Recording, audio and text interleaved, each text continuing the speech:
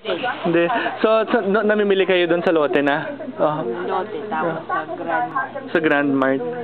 Kasi mas maraming selection. Ang presyo doon, kamusta? Yung mga presyo? Ganun. Sa ayos lang naman. Oo. Pero ba't kayo nagpupunta doon dahil sa gulay, dahil sa karne? Ganun. Mas marami silang na Mas kung sa mas maganda yun. Pag Kasi sinasabi ni Manang mas marami ng yung selection. Oo, marami. Oo. Mas maganda din sa Grand Mart kasi mas yung sa lote, yung naka-plastic, no? Naka-plastic yung gulay. Sa Grand Mart, hindi.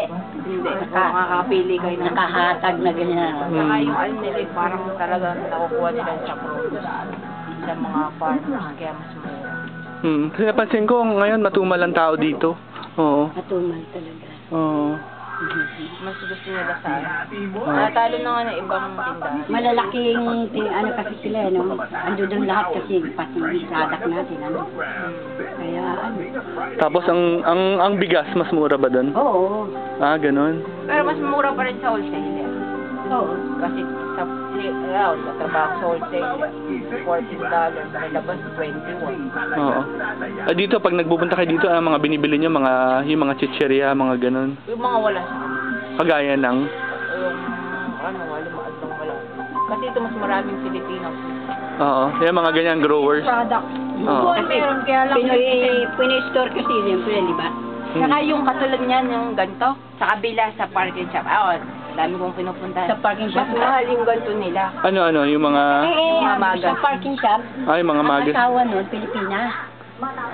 May-ari ng Iba parking shop. Hindi, Si Vincent. Si Vincent, yung ahente namin dati rito yun, yung may-ari ng parking shop sa 29. Oo, asawa ng Pilipina. Tsaka ito, mga ganyan, mga... Mas mahal sa kanila. Mas mahal sa kanila. Sunsilk, Hindi masyado sila merong kasi nagbabagsak din sa kanila, Pilipino. Kaya lang, mas madami sila. So, mas malimit talaga kayo nagbubunta ngayon sa Korean. Oo. Siyempre, Oo. Sige, salamat, thank you. Oo.